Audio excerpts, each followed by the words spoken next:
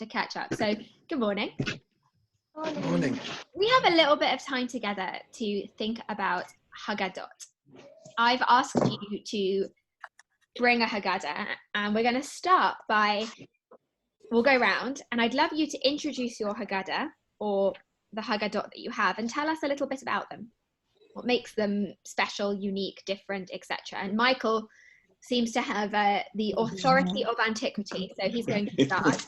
I'm going to mute you all so that we can hear each other properly, and then I'll unmute you when it's time to speak. Yeah.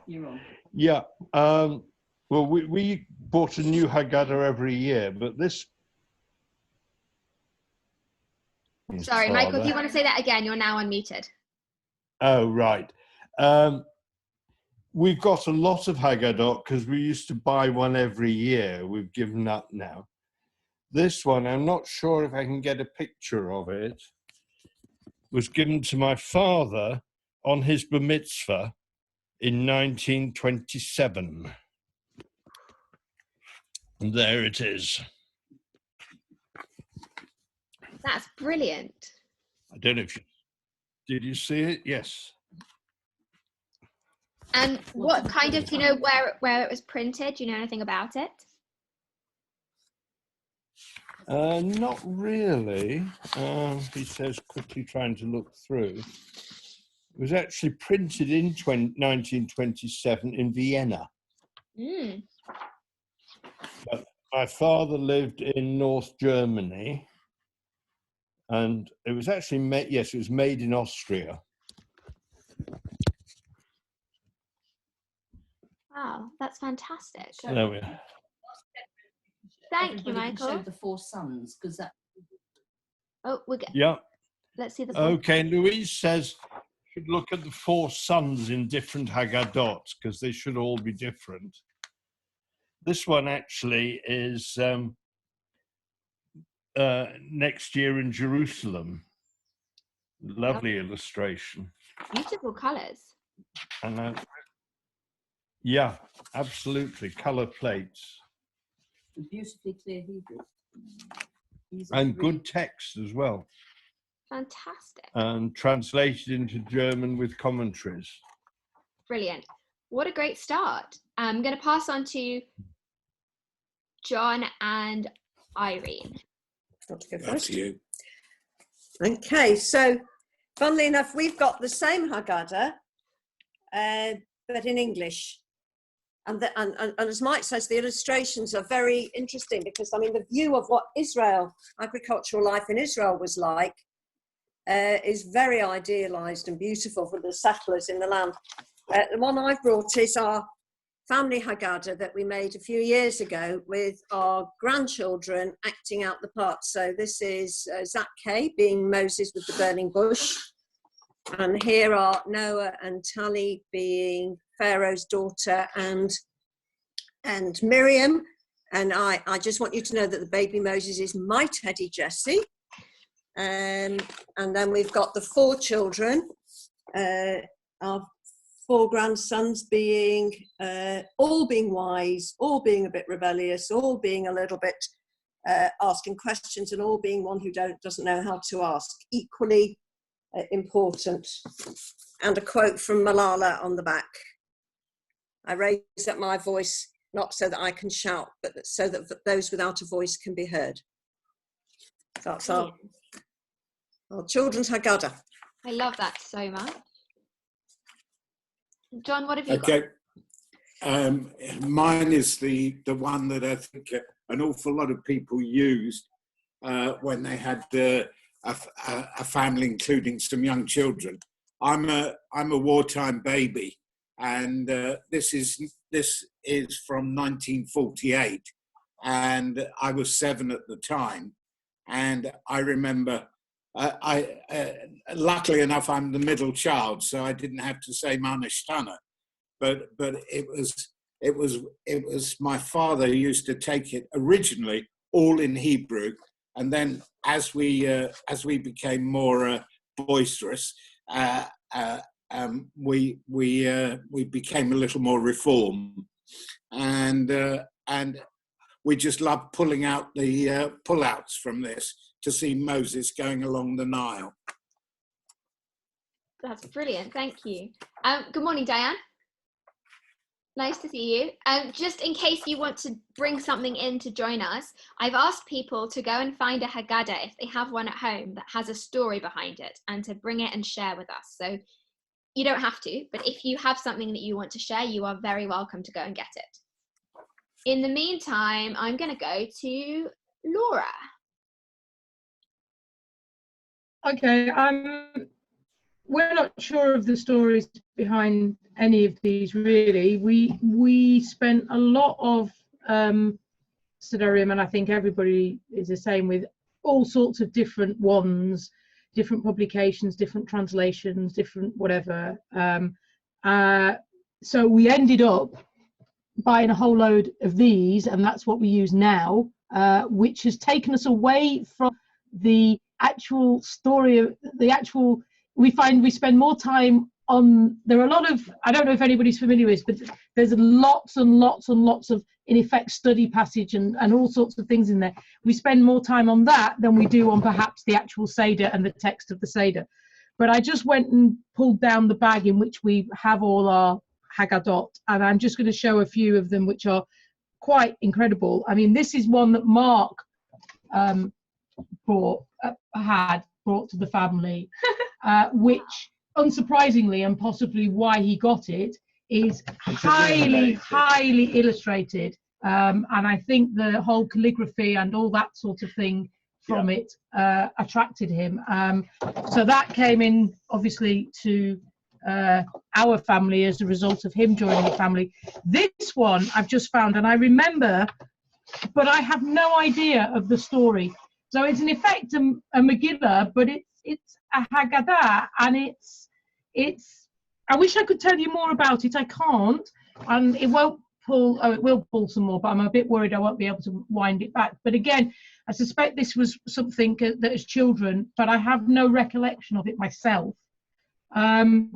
So those are the sort of the three that come to mind. But we have gone away from the tradition of having different ones, everybody having different ones, to having one the same, because we found it made it easier. And Gina just wants to share ones from her childhood and whatever. So I especially love this one because it goes through the Pesach Seder thing, and I love it. I think it says, presented to Gila Collective by Finchley Reformed Synagogue, Excellent Progress and Cooking, February 2011. So particularly like a lot. This is my favorite one, and I found this one. Yeah. Brilliant. And that's it. Thank you. Welcome. All right. Who would like to go next? Put your hand up if you have something to. Ben, I'm going to unmute you. You are unmuted. Thank you. Good morning, everybody. So I brought along this Haggadah, which is actually a copy of the Sarajevo Haggadah, which some of you may have heard of. Sarajevo Haggadah was not actually written in Sarajevo. It's written in Barcelona in around the middle of the 14th century. And it left Spain in the expulsion and ended up in Sarajevo. And then during the Second World War, it was in a museum in Sarajevo, and it was hidden by one of the museum staff, who also hid a Jewish girl. Fast forward 50 years and the Bosnian War, and the descendants of that Jewish girl hid the descendants of the museum curator who had saved her. So it was a complete, like, full circle of good deeds. And a couple of pages. So it's beautifully illustrated. It's very hard to use. I did try to use it one year, but being all in Hebrew, and also our text has changed over the past 500 years. I think it's fair to say, or more, 700 years. So beautifully illustrated, but also showing this page. This has got some. if you can see, it's got some doodles in the side that some child at some point over the centuries using this Haggadah, they actually used it and they got bored, as children do sometimes in the Seder, and they'd be doodling all over this page. It's a lovely reminder of how we need to make this relevant for all ages throughout the ages. That's brilliant. Thank you, Ben. Diane, Diane, you are unmuted. Lovely. Well, just to add to Ben's story, because on Wednesday before the Seder, I couldn't find any Haggadot, so I don't know if they're actually in Ben's house or Anna's house, but I've managed to find about 4. But Ben just been talking about the Sarajevo Haggadah, and the last time Alan and I went away was on a Jewish journey to Sarajevo, and we saw the original in the museum. And I don't know if I can share the photos, but somewhere on this computer I have the photos of the original Haggadah. I mean, it is a magnificent thing to see. Thank you, Diane. And actually, what you've just said leads really nicely into what we're going to talk about in a minute, this layering of stories on top of Haggadah, personal stories, collective stories, and the story of Passover itself. Before we move on, does anybody else have a Haggadah they want to share? Brian does. Great, Brian. It's not so much anything unusual, because all our old ones seem to have disappeared or gone or been rooted out in the terms of tidying up and not wanting the wrong one. Just 2 things. One is prior to the one that Laura showed, we used to use, and we still do sometimes, this one called the Different Night, which is the first one of the really exciting different readings. As always, you have to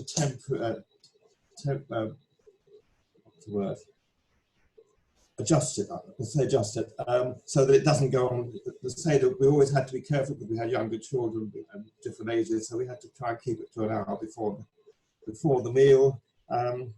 And that meant leaving lots of stuff out. So there's still plenty of material in this and the other one that we haven't yet used. And just I bought last year, or recently, a new one called the Jubilee Haggadah, which has got lots of nice readings, including things from Amos Oz and Jill Jacobs and modern people. I had intended to use it this year. Of course, we didn't use it. We used the Isolation Haggadah, which actually worked very well with a few extra songs put in for the family enjoyment.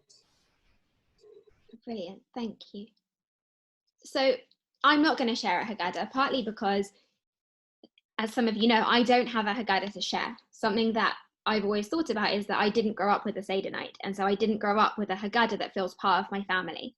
And one of my particular interests in Passover and in Seder comes from a question about what does it mean to recreate tradition for a community or a family that didn't have it. And I'm going to share my screen with you so that you can see all what we're looking at today. But I want to go back to what Diane said, where she told this beautiful story of her and Alan and the Sarajevo Haggadah. Because on that we had this layer of a personal story, a ritual story, and also a story of geopolitics and place and time. And the scholar who's accompanying us through this morning is a man called Yosef Chaim Yerushalmi. And we're going to meet him through 2 of his pieces of work. But the main text we're going to meet him through this morning is this volume, which is called Haggadah and History. And it's a facsimile of different Haggadot through the ages. And we're going to see some of them today and hear their stories and then think about what their stories might mean for us. And this is how Yerushalmi introduced his text. He said in the introduction to this volume, which was published in the mid-70s, that at the time of writing it, he could find about 5,000 different Haggadot. I'm not sure he could even have imagined what the internet age would have done to the proliferation of Haggadah texts. But this is what he said then, and I think it's probably interesting and true now too. The whole way through, by the way, I've muted you just for kind of precision's sake, but if you ever want to say anything, just stick your hand up and I'll unmute you straight away. The history of the Haggadah as a book is time and again inseparable from its role as a mirror of history itself. I.e., you can't talk about the history of the Haggadah without talking about the history of the Jews. The Haggadah is pretty much the only liturgical text that Jews have forever been permitted to play with. Orthodox, non-Orthodox, it doesn't matter. This is the text that people have been encouraged to change and edit. It experiences the most fluctuation of any religious text. So Purim is a place where we retell a story creatively, but Pesach is marked out by complete liturgical creativity, real freedom. And that means that there are real stories encoded in the Haggadah. And we're going to start our journey this morning in Prague to see that a little bit. So this is a Haggadah from Prague in 1526. And Louise made the point that, don't worry, I'm going to zoom in a minute. Louise made the point that we should always look at the 4 children in the Haggadah. So have a look at the wicked child in this Haggadah. What do you see? Who is he?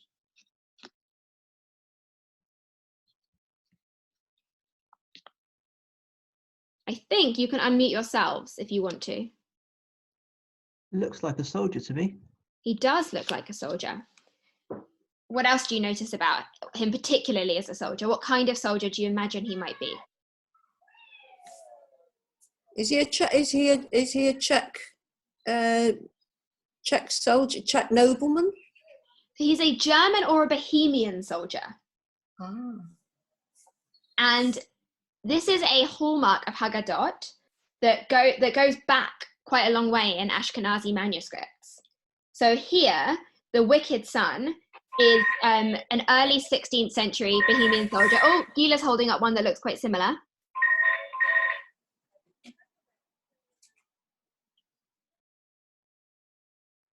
Brilliant.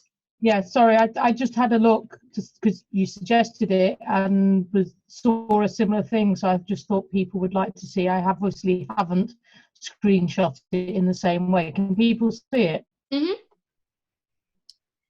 What I think is interesting, and Yerushalmi points out, is that this idea of likening the wicked son to a foreign ruling power or a hostile ruling power continues basically until the early 20th century. So the 4 children become a place for people to characterize the world that they're in some way through the language of the Haggadah. There's a great series of Haggadot where Michelangelo's, like reflective figure by Michelangelo, makes his way through history, through all 4 of the sons. So people use secular and contemporary imagery, and with it you often find this Talmudic quote, "Woe to the wicked man and woe to his neighbor." So the wicked son is used as a veiled threat or a veiled insult to the manifestations of that wickedness in their society. This next Haggadah, I'm going to call for our sake this morning the Plague Haggadah. What was going on in about the 1590s? Oh, Ben? Black Death. Black Death. So this is going to be called the Plague Haggadah by us this morning, and it's from Poland in 1952. And this is the front plate. I don't know if anyone can make out any words on it.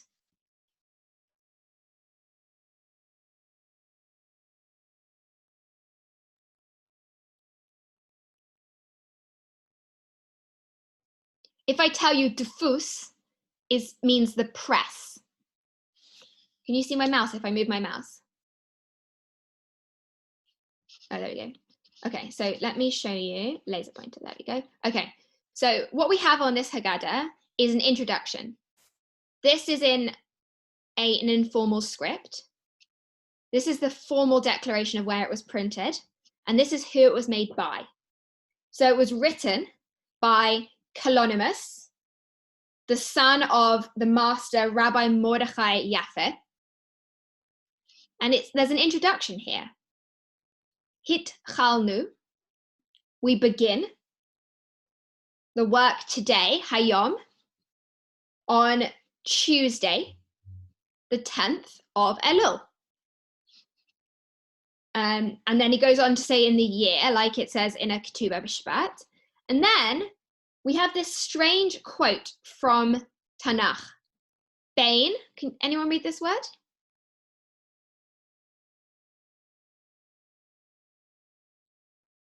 Samechim. Nearly. That's a ha. Where? What? The second? Oh, This the is a first hey. letter. Bain ha. Hametim. Brilliant. Bain hametin uvein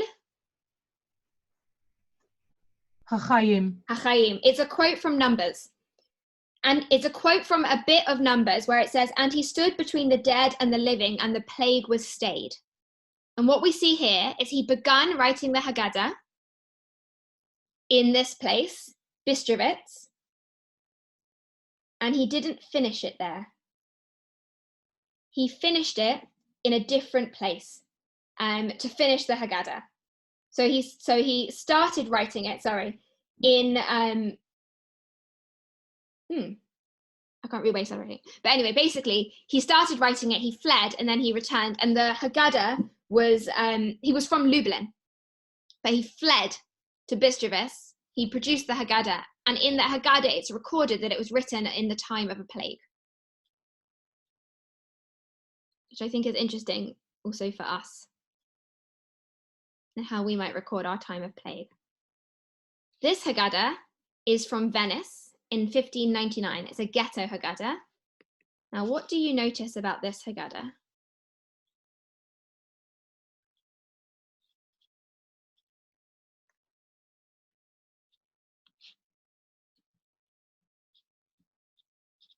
Anybody know?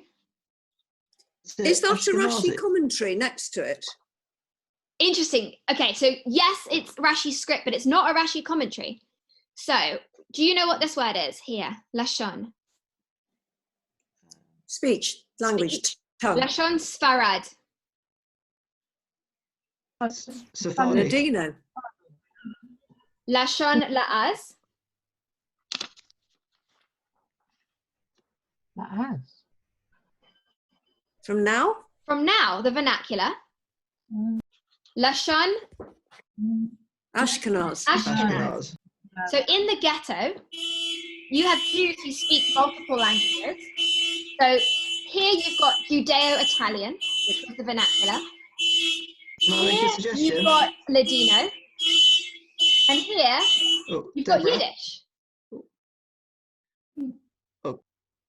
And you can see it's all the bits of the Haggadah, but because the ghetto was this multilingual hybrid place of people, so the Haggadah records in it the ability of all the Jews who come from different places to participate together. And the whole Haggadah after this is in Hebrew. But here at the beginning, there's this really lovely recollection of all these different Jewish languages, all in the Haggadah together.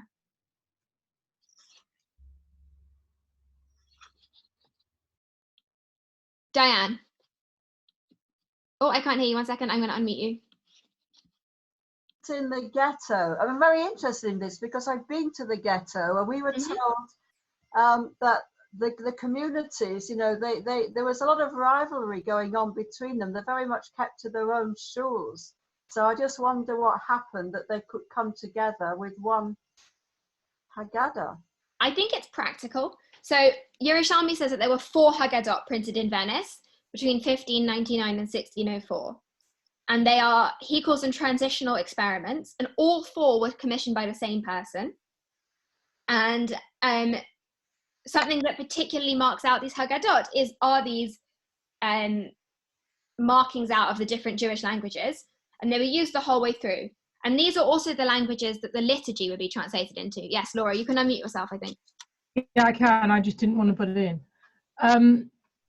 So I was just wondering if it was just a mere thing of practicality, and that to print one Haggadah that served the whole community, but wasn't necessarily used as a mixed community. I mean, it would be lovely if that's what it was used for and whatever, but maybe it was just more out of necessity. So they produced one Haggadah with the liturgy in all 3, just out of necessity.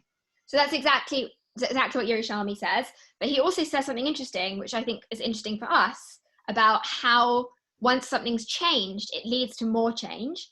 He says similar pages were to appear in the editions of 1601 and 1603, but this page already forecast the trilingual translation of the entire text that was to take place a decade later.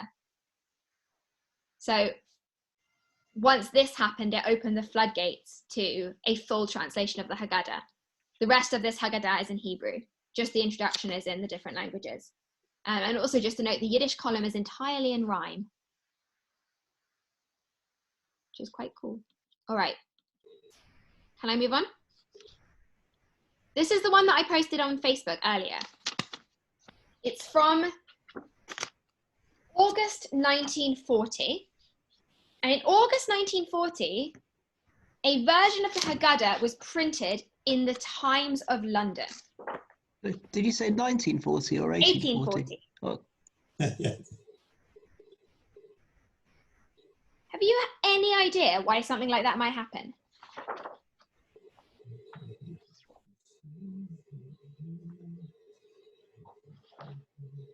Why would you publish a Haggadah in the Times newspaper? Why might we do it now?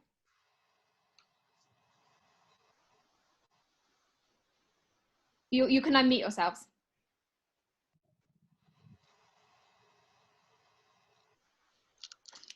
Okay, I'm going to zoom in. This might help. Can I have a reader? John, why don't you read to us from a correspondent? You could bring it closer. I can. A correspondent has furnished the Annexed. annex. No, I can't read it. Okay, I'll read to you. A correspondent has furnished the annexed, very minute account of this ceremony, which will be exceedingly curious in itself to most of our readers, and has, at the same time, an evident bearing on the Damascus case. It repels strongly the barbarous notion that human blood or blood of any kind is essential to its celebration. Any idea what's going on here? Yes. Is that the one that Montefiore fought about, Edgar Mortara, who was kidnapped by the Jews? Well done. So Moses Montefiore is really key to this story. Diane, your hand is waving. Unmute yourself. Wait. I need to find you. Oh, 1 minute, Diane. You can also press the space bar to unmute yourself while you're talking. My brother wrote a book about this, and a novel based on the Edgardo Montoura story. And what happened was, it was the Pope who kidnapped this child from his parents in Bologna, and Moses Montefiore tried. Sorry, I'm getting confused, aren't it? There's two, because Irene mentioned Edgardo Montoura. It's two different stories. Correct. Montefiore went to Damascus, yes, to what happened to the Jews there, and he also later went to the Pope at the Vatican to try and get the Pope to change his mind about this child. But they are two different stories. But interestingly, if you go to the Victorian Albert Museum, to the Silver Gallery, there's an amazing monument. Go and look at it. It's a monument that was presented to Moses Montefiore by the Board of Guardians because of the help he gave to those in Damascus. Amazing. So you're exactly right. Go and see it. It's amazing. This was a result of Moses Montefiore's travels to Damascus. So in 1840, one of the most kind of notorious outbreaks of blood libel happened in Syria. And a group of Jews were thrown into prison as a result of being accused of having murdered a friar for ritual purposes. And everybody all around the world found out about it, and it became known as the Damascus Affair. And the Times covered it extensively. And they spent a lot of time, interestingly, printing letters in defense of Jews. And they went even further in the summer that year. And they published an English translation of the Passover Haggadah with everything in it except for the songs at the end, as a way of submitting to the public further evidence that there was no ritual slaughter of non-Jews involved in the Passover Seder. And of the Jews who were imprisoned, the majority were freed after Moses Montefiore went to Damascus and basically interceded on their behalves. So even though now we might have things like Seder and being broadcast on national radio for education around religion in a positive sense, the history of broadcasting things like the Passover Seder comes from experiences like this, kind of to the contrary. John, are you going to say something? No, just fascinating. I found this one completely amazing. I will send afterwards. I've copied and enlarged the facsimile so that it's easier to see. But this one is really, it's a beautiful description of a Seder. So I'm happy to circulate that afterwards. I wonder whether poorer Jews at the time would have used this as their Haggadah, in a bit like in America today. Like, I don't know what proportion of Jews use the same Haggadah simply because it's the one that's free in every supermarket. That's a really good point. I'd not thought of that at all. That's a really interesting point. I wonder how we would find that out. I'm going to ask David Jacobs afterwards because he'll probably know. Hi, it's David Jacobs here. Very interesting comment, Ben. I can't remember which firm it was, but I think at least 80 to 100 years ago, one of the major coffee manufacturers would sponsor a Haggadah, which people would then be able to pick up with their Pesach goods. Maxwell House. Maxwell, I think it was Maxwell Yeah, House. that's the one. That's the one I was thinking of. Yeah. Yeah. I don't know the answer though to what poor Jews in London would have used in those far off days in 1840. I doubt if many of them would have been able to use this article from the Times. They probably wouldn't have accessed it. I'd have to do some more research as to what Haggadot were available in 1840. There probably weren't that many. Many of them probably, it's the sort of thing they might have brought one copy with them from whichever country they had come from, whether it be obviously Western Europe, in about Western Europe, and then later in the 1880s, Eastern Europe. Brian. I just want to say, first of all, David, it's really good to hear your voice back again. Really nice to hear you. And I just wondered, with your family history going back so far, what did they use? Okay, well, that's a lovely question, Brian. My mother has a first edition of the children's Haggadah that we showed earlier that was published originally in Germany. And then once, after 1933, I think it moved to Holland and then eventually to this country. That's the one we always used as children. And I know that my mother would have used that one too. So we're talking, my mother was born in 1926, from about the 1930s. It's not, however, the earliest Haggadah. I don't know whether Deborah's going to use the props Haggadah that I mentioned to her yesterday. No, I'm not, only because I was hoping at the end, when we come back to it, that you might give us that bit of trivia. It's not going to form part of what we're going to look at because it doesn't have the quite same flavour, but I don't want it to get lost. Okay, fine. I'll pick it up later, Deborah. Thank you. Okay, I'm going to move us on to Moscow in 1927. Here are a group of Jews eating Seder. This is the Bedikat Chametz and the burning of Chametz section of the Haggadah. What do you notice?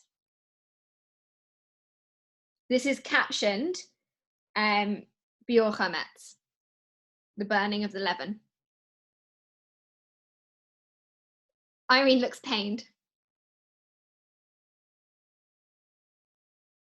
They're burning people. They are burning people. Who is burning people?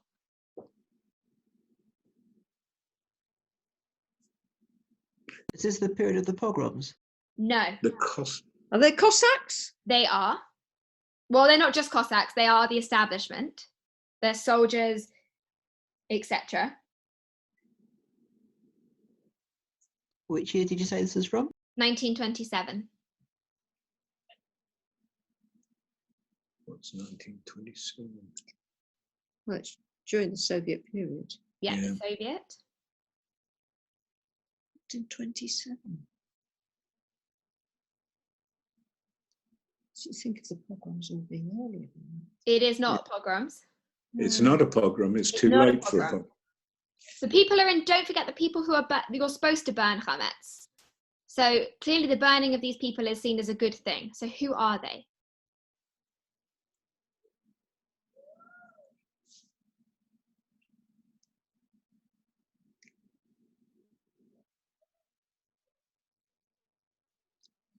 They're Hassids?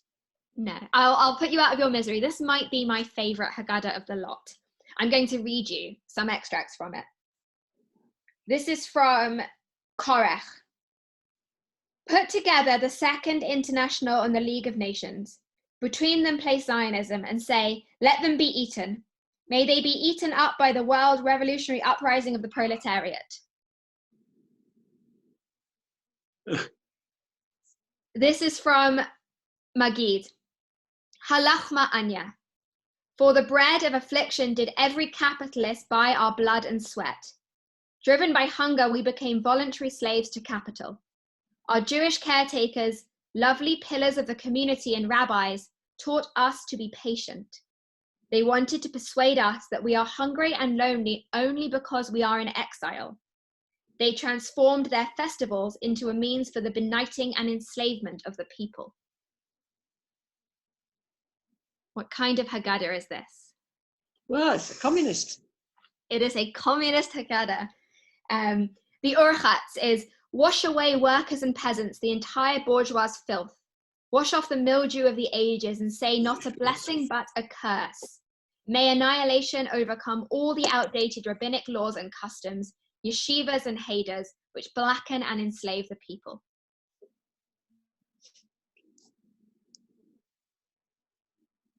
So who is in this picture? Now you've heard those extracts. Capitalists. It's the hierarchy. It's government. It's the whole. It's globalization. It's a workers' uprising. So you have ordinary people burning the chametz, the oppression, the contamination. So this is a political Haggadah. And in some of the Haggadot we saw before, the politics was a little bit more hidden.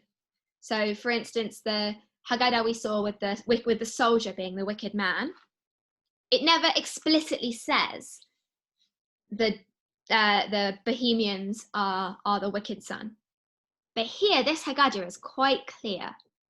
This Haggadah is deeply political. And today even, and we might see a few if we have time later, some contemporary Israeli Haggadot, there was a long time when Israeli political parties would produce their own Haggadah, themed around their own particular view of the world.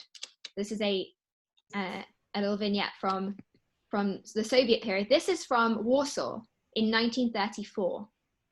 Can somebody tell me what the top of it says?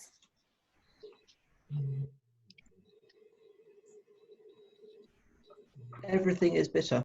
Everything is bitter. So this is a commentary in a satirical journal in Warsaw issued for Pesach in 1934. And it was written in Yiddish under a pseudonym.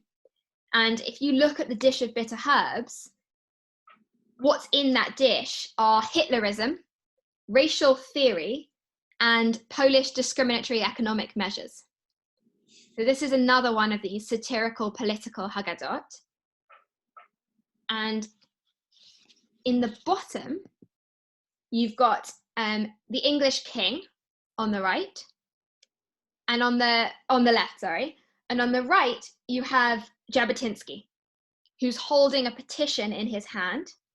And underneath it, the caption says, instead of demanding that the Jews be allowed to leave, he demands that they be permitted to enter into the land of Israel. So it's a Zionist Haggadah, and it's called Let My People In.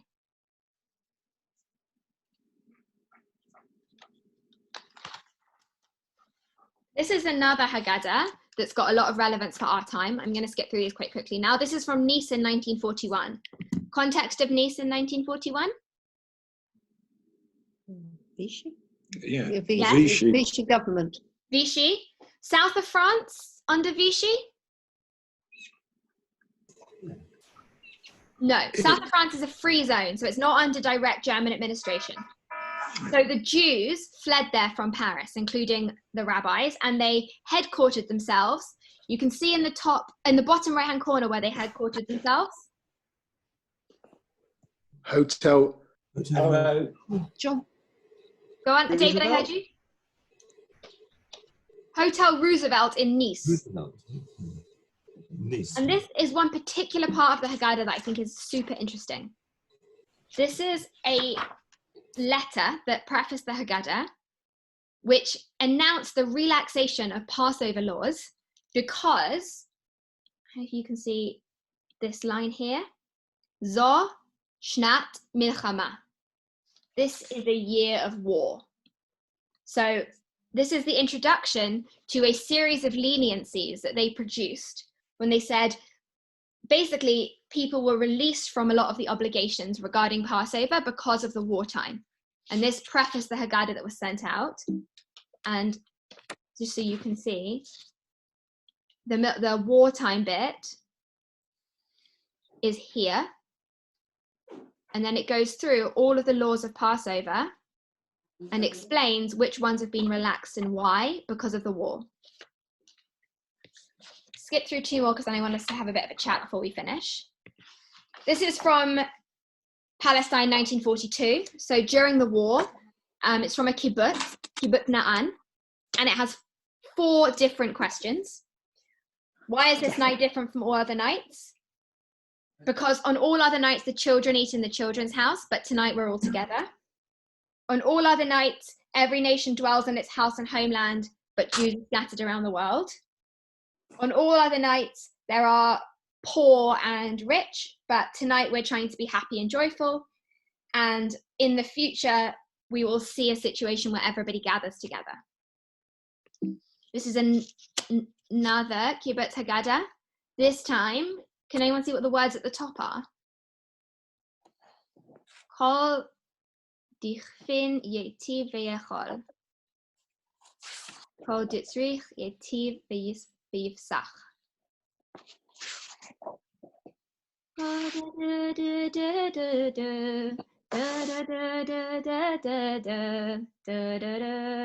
Where's that from? Halachma Anya. So this is from right at the beginning of the Haggadah.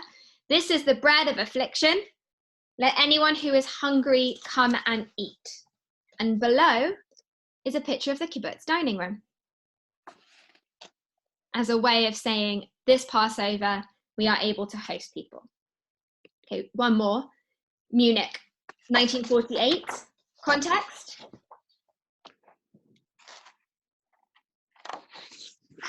Munich, 1948. This is just before the establishment of the State of Israel. Pre-Israel, post Shoah. Pre-Israel, post Shoah. And this image is captioned, and they afflicted us and laid upon us hard bondage. And it's a picture of a labor camp.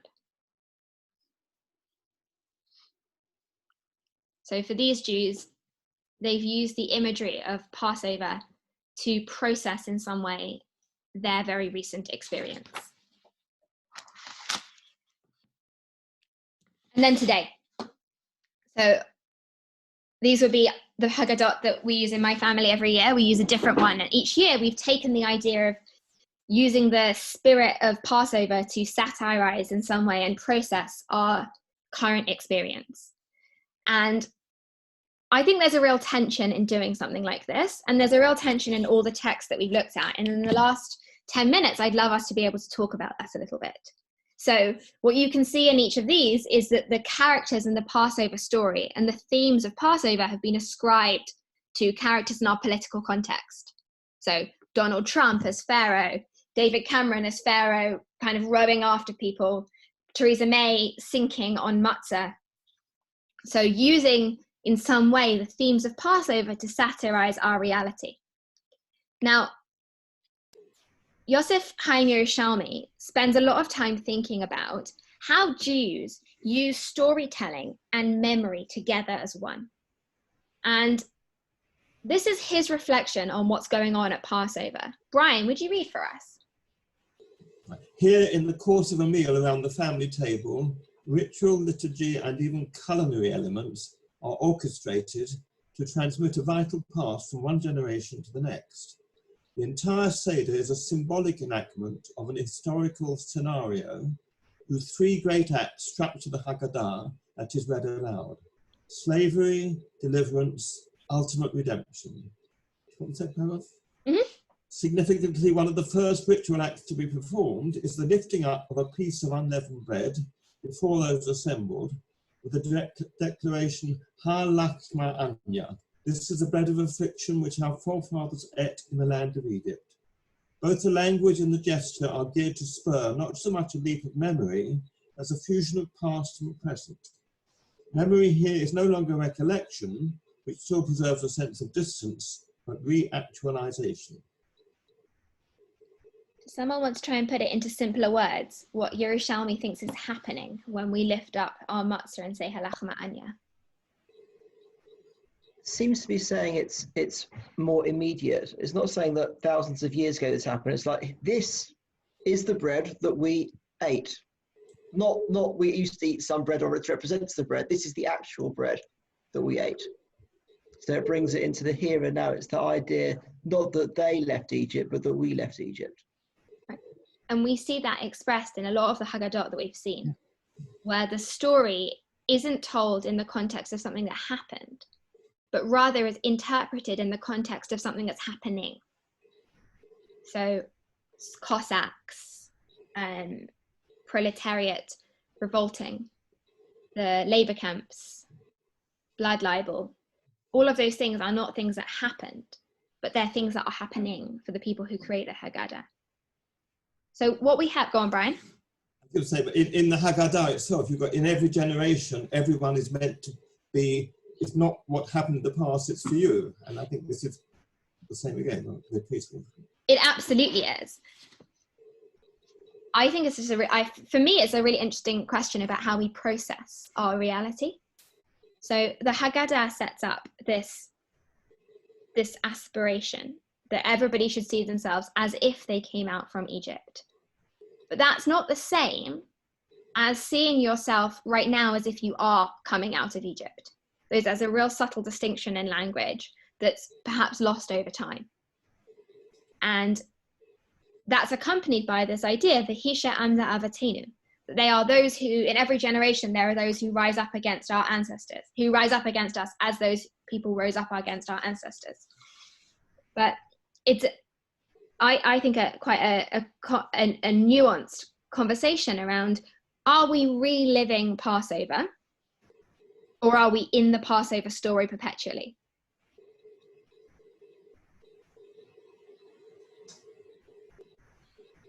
And here's why I think it's interesting. So this is Yerushalmi in his book Zachor, and he's reflecting now not on Passover, but on something else that's happened with another paradigmatic Jewish story, this time the Akedah. And he's talking about the fact that in the stories of the Crusades and in poetry around that time, the story of the Akedah keeps coming up when stories are told about Jews suffering. And this is what he says. But Ibn Dawud and the Crusade chroniclers, in this respect, are exceptional rather than exemplary. And ultimately, even they show a marked tendency to pour new wine into old vessels. New wine into old vessels, I think, is such an important idea. Confronted with the intolerable, the gruesome scenes of Jewish mass suicide in the Rhineland, in which, by mutual consent, compassionate fathers took the slaughterer's knife to their children and wives, and then to tattoo themselves rather than accept baptism, the chronicles of the Crusaders turn repeatedly to the image of Abraham ready to slaughter Isaac at Mount Moriah. The Akedah, the binding of Isaac, becomes both a paradigm and a leitmotif throughout this literature and performs a vital function for the generation of the survivors. So Yerushalmi describes this pouring of new wine into old vessels, which I think is a really good description of what happens in the Haggadah. The image of Pharaoh, Moses, the 4 children, all of these vessels become containers for the new wine of our historical experiences. And here he articulates why it was so helpful for people to do that. Because it gives them an understanding that they're part of a grander narrative and that their story too is part of something that has meaning. So it became a paradigm of them understanding this happens again and again, but also it supported and helped the survivors because it helped them feel like and helped them narrativize their experience and survival. And that's something that we do a lot over Passover too. And I don't know if you've noticed it in the Passover language this year, but there's a huge amount of conversation of the first Passover was held in self-isolation. The first Passover was in quarantine. Jews are hiding from a plague.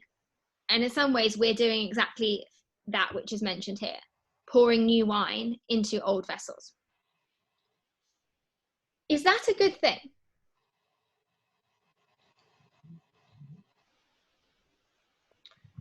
The risk is that we focus on what's not going well rather than what we can be grateful for. Okay. So maybe we get very bogged down in the story of oppression, although Passover is a story of redemption.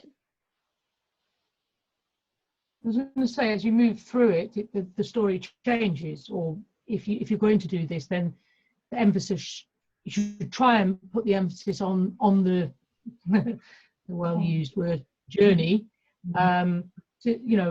through. And given what we've just done and what you've just taken us through, when it comes to people doing something like this in 20, 30, 100 years time, it provides a commentary and a history and the ability to do exactly what we've just done. Mm-hmm. Thank you. So I remember Hugo talking about forgive and forget. That he was always saying you must never forget, but on a personal level, you can forgive. And I'm just thinking in terms of the in terms of the plague. I don't think we'll ever forget this. Point of view of forgiving, I'm not sure that comes into anything other than the fact that we have to consider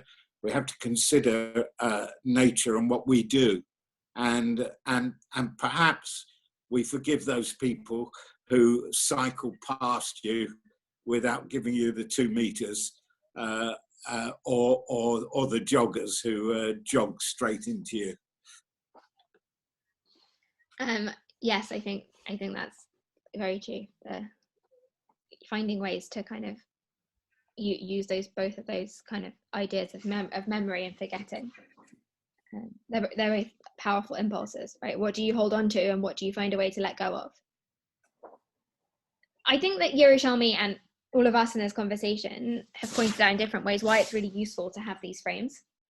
It's useful because it gives us narratives of hope and redemption. It's useful because it helps us record our experience, and sometimes seeing your experience reflected back to you in history gives you a toolbox for processing it and makes you feel less lonely. It creates a sense of meaning. But I want to just reflect an alternative perspective as well. And it's using something that Jonathan Friedland wrote. Jonathan Friedland was commenting on the tendency in the past few years to compare our current reality to the 1930s politically, and talking about when those kind of comparisons not dissimilar to the ones we make in the Passover story, are helpful and when they're not helpful. Sometimes it's really helpful to have the image of a pharaoh so that we can call out and recognize the behavior of tyrants. Sometimes it's unhelpful because tyrants are different and we need to understand each one of them in their own unique context. So too, redemption narrative, so true, every individual. And this was his reflection, which I think for us might be useful and helpful on this conversation, particularly about our current period and how we should understand it, and whether we are bound to the restrictions of our past narratives. Diane, would you read for us?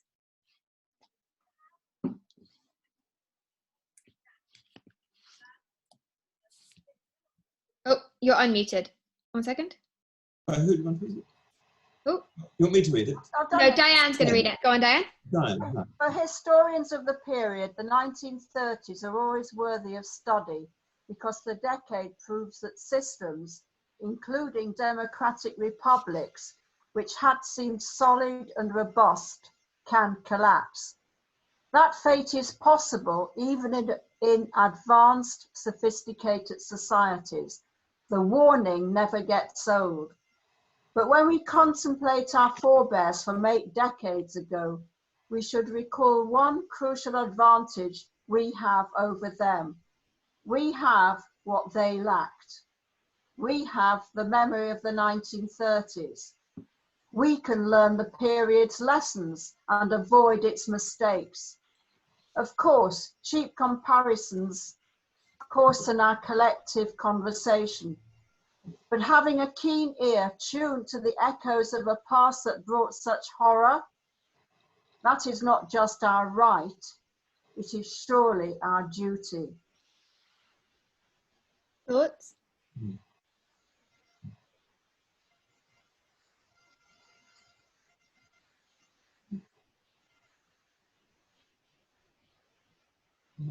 For me, what's ringing in my ear is, in every generation we should consider ourselves as if we left Egypt.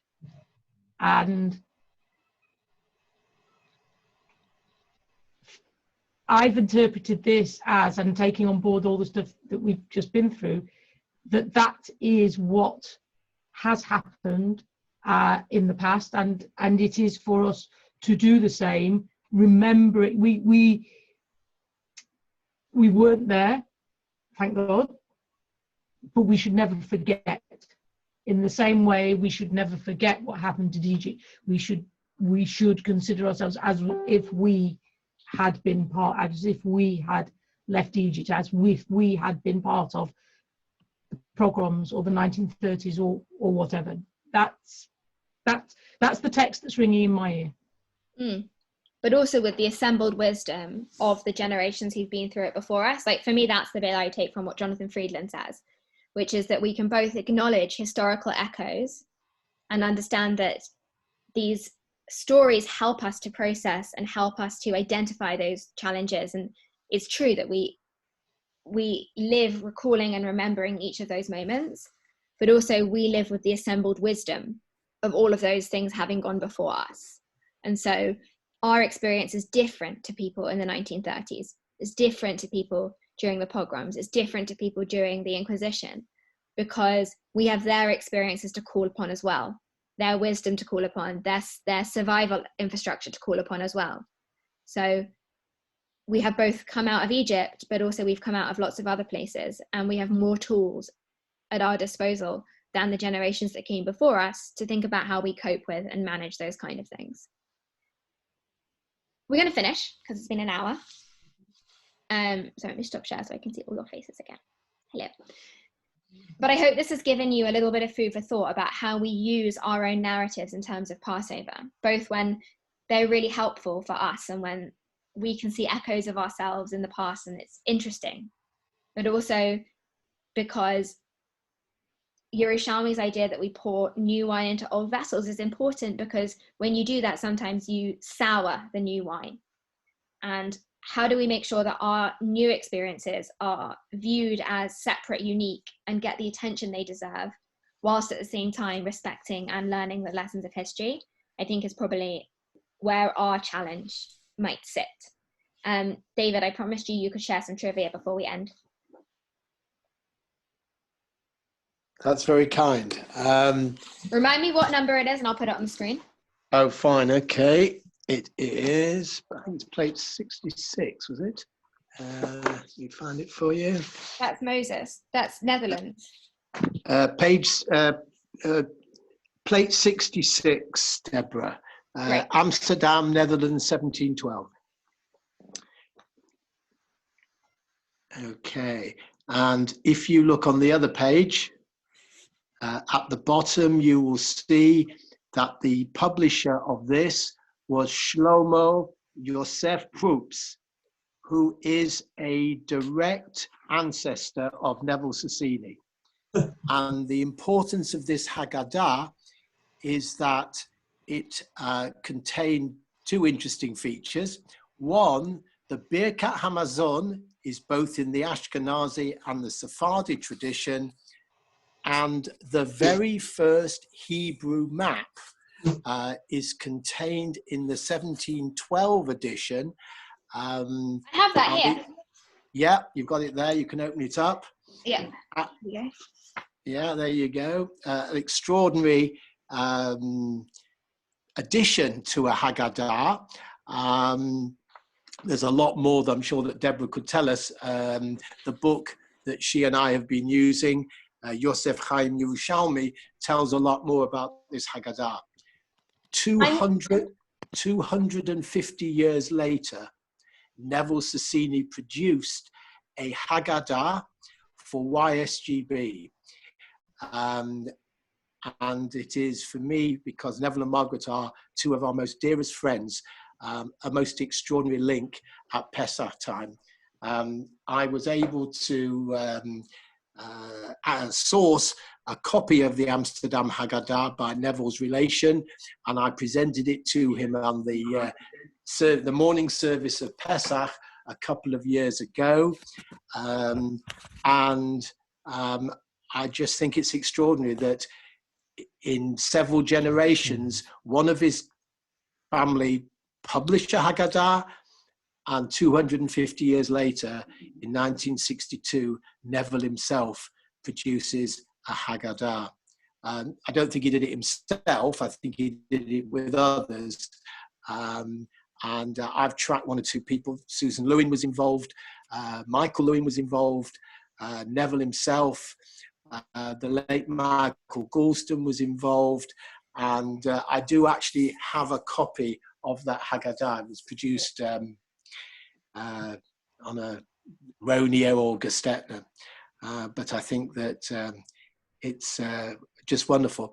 Incidentally, but Mike's Neville's trying to tell us something as well at the same time. Oh, sorry. Sure, go ahead. Yeah, this is the second edition Of the Amsterdam Haggadah? of it. No, of the YSGB Haggadah that Neville and... Brilliant. Thanks, Mike. I didn't get mine out. Yes, it is a second edition. I've never been able to source the first edition, unfortunately. Hopefully one day someone will have it or find it, but it would be wonderful. I don't think it's very different, but much of the writing is was produced by Neville and is as relevant today as it is or was in 1962. Great. Bimhiravi, I knew that you find it. I'm going to suggest that we end because people probably have other things to do. Thank you all for some fun learning this morning. I'm going to unmute you all. There you go. You're unmuted. Thank you very much. Thank you. Thank you. Thank you, Deborah. Thank you, Deborah. Thank you. And see you all later for Shabbat. Yeah. See you later. Shabbat shalom. Shabbat shalom. Chag sameach, See etc. some of you later, no doubt. We had... I'm going to end this, so you're all going to go. Bye. Bye.